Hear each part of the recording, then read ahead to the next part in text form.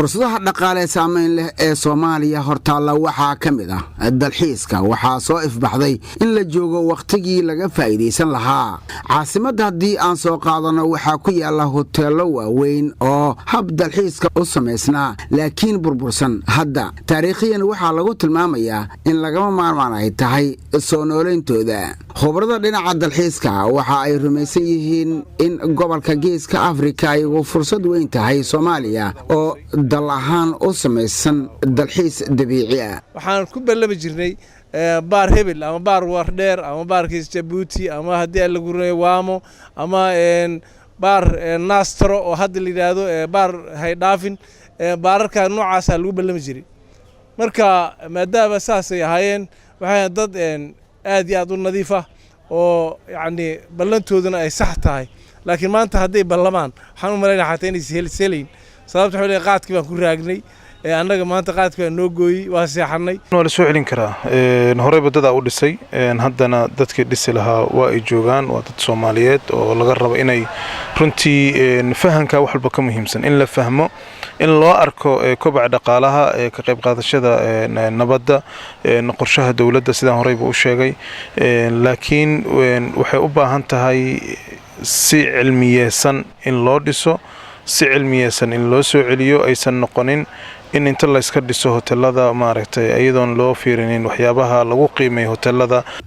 waxaa socda shuruuc kaalin mugle ka qaadanaysa dalxiiska isla markaana keeni kara maalgashi ku xidhan dalxiis sida xeebaha dhulka buuraleyda deegaanada dabiici ahaan dalxiiska ku wanaagsan iyo dib u dhiska hoteeladii waaweynaa ee dalka horta dawladda Soomaaliyeed waa ogtahay hay'ado badan baa wadankan lahaa hay'adihii oo dhan burburkii saameeyay dalxiisku wuxuu ka mid ahaa hay'adahaas burburka dalka ka dhacay uu saameeyay wasaaraddu dadaalo badan bay wadaa oo la xiriira sidii loo soo nooleyn lahaa goobihii dalxiiska oo dhan ma ahan hoteeladii kaliya wax badan oo aad uga ballaaran ayuu dalkan u leeyahay oo lagu dalxiiso oo iyo maaragtay dhul loo dalxiis tago saad sheegtay xeebuu leeyahay xayawaanaad kala duwan uu leeyahay goobo taariikhi ah uu leeyahay dalxiiskuna macnaheedu ma aha meel qurxoon kaliya ma aha xataa meelihii qadiimiga ahaa ee wadankan oo taariikhda iyo maaragtay taariikhdiisa maaragtay ay ku suntaneed ay ku asteysneed baa qayb ka dalxiiska marka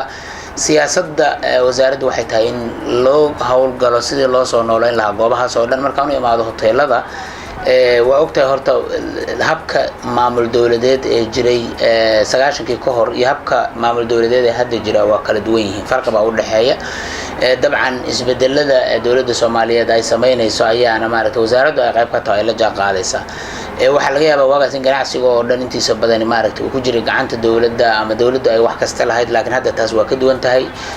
hoteelo kale oo badan ayaa jira oo dad Soomaaliyeed maaragtay gaar ah u sameysteen kuwa dawladda waxa la wadaa siyaasadii looga faa'iideysan lahaa waxaad ogtahay sharciyay u baahan tahay arintan in maaragtay wax laga qabto ama wax laga bedelo hadii ay noqon lahayd sharciga maalgashiga maaragtay kal hore la ansixiyay iyo shuruuc kale oo hadda dawladdu ay soo wado oo loogu talagalay sidii loo soo nooleyn lahaa hoteeladaas oo loo maareyn lahaa waxaa lahaa dagaaladii sokeeye ee uu soo maray wadanku laakiin waxa ay wasaaradda warfaafinta dhaqanka iyo dalxiiska beegsanaysaa hergelinta halbeega dalxiiska iyo kobcinta dhaqaalaha qayb weyn ka qaadan kara waxaana muhiim ah wacyigelinta arrimaha dalxiiska iyo soo bandhigooda Muuse Cismaan Abtow telefishinka qaranka Soomaaliyeed Muqdisho